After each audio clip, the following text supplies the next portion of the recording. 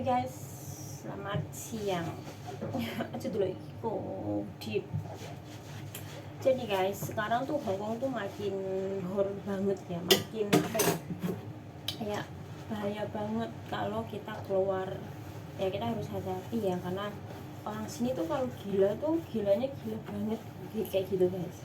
Gilanya tuh gimana ya? Ya gilanya tuh kayak contohnya kemarin ya kan, dia ada kejadian yang apa ya, pokoknya wes ngono kuwi lah sing tak ceritake kemarin itu, yang ada di mall yang korbannya 2 perempuan itu. Terus ada lagi habis itu, tadi aku baru scroll Facebook, itu ada lagi laki-laki yang membawa apa, pisau pemotong daging kayak gitu loh guys. Kuning pasar ngamuk-ngamuk, tapi nggak ada korban sih.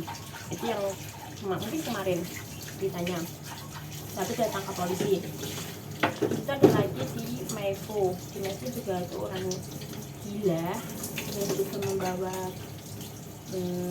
satu senjata itu, tapi sudah ditangkap polisi juga. Jadi orang sini tuh polisinya tuh harus cepat banget ya, cepat banget untuk menangani seperti itu. Makanya kan di sini polisi banyak banget ya. Jadi kalau ada sedikit kasus pun, contohnya kemarin ada kasus orang laki-laki yang mengambil video entah foto seorang perempuan itu tuh membawa rok pendek, dia naik eskalator, di foto dalemannya. Cuman kayak gitu tuh langsung polisi langsung garis cek banget guys. Jadi ada orang yang melihat, direkam kelakuan si pria ini dalam waktu hanya beberapa menit, polisi langsung datang. Soalnya polisi itu di mana-mana ada kalau di Hongkong guys, kayak gitu bagusnya sini ya. Jadi ya antara aman dan tidak aman sih kalau kita ada di luar beraktivitas kayak gitu. Tapi kita juga harus hati-hati. Nah, jadi kemarin itu beritanya tuh sampai seharian full itu TV tuh beritainnya cuman kayak gitu, berita itu guys. Jadi ada seorang perempuan kebangsaan India atau mana itu, pokoknya sebangsa itulah, dia tuh mengeksekusi 3 anaknya, dan anaknya itu masih kecil. Jadi yang paling besar itu umur 5 tahun, yang nomor 2 itu 4 tahun, dan yang paling kecil itu 2 tahun.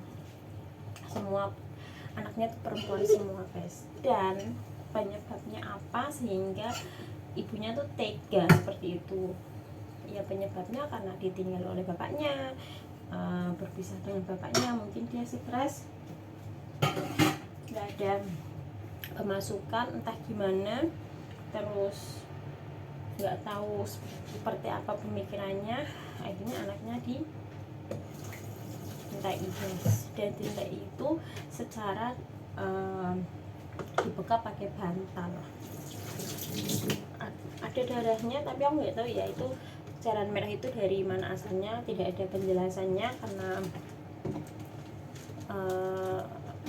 belum tuntas interogasi masalah ini guys. Tapi yang pasti itu anaknya ditikam sama bantal itu kayak gitu. Terus dia tuh ya mungkin karena ekonomi juga ya, jadi dia tuh habis menikam si 3 anak ini tuh dia lapor sendiri ke polisi guys. Tapi lapornya dengan catatan kalau anaknya itu yang membunuh, yang menghabisi itu suaminya kayak gitu. Sedangkan suaminya kan nggak ada di situ, suaminya kan udah pergi dari rumah itu, udah pisah selama 1 tahunan kayak gitu. Akhirnya si polisi ini ya olah TKP lah, dicek bantal, dia tuh menemukan bantal yang ada kejanggalan kayak gitu. Terus di badan si korban di badan si korban tuh nggak ada apa-apanya, maksudnya nggak ada luka, entah luka apa entah apa itu nggak ada guys kayak gitu. Tapi si perempuannya ini ngakunya kalau yang bunuh tuh suaminya kayak gitu. Dan dia tuh tinggal di Samsipo. Tinggal di Samsipo itu tuh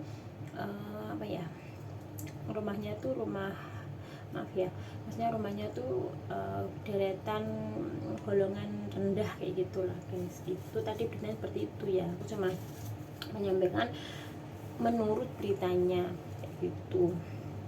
Terus akhirnya si ibu ini langsung ditangkap seketika itu guys, kayak gitu.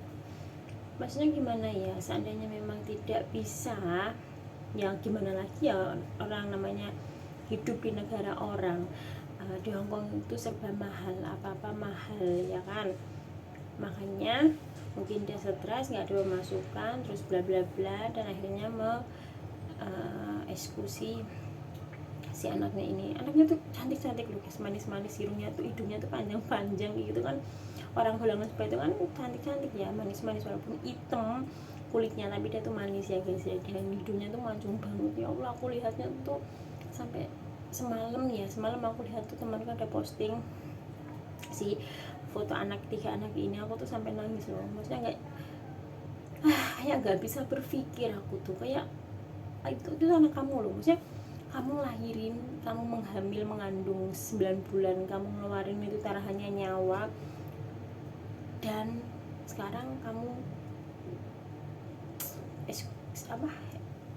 eksekusi seperti itu. Maksudnya di kayak gitu loh guys. Aku tuh nggak mau ngomong kayak gitu, nanti bandit gitu tuh, kayak gitu loh guys. Maksudnya nggak tahu pemikirannya seperti apa juga ya, heran aja sama orang yang tega melakukan seperti itu, bukan hanya cuma sama anaknya aja, sama orang lain pun seperti itu.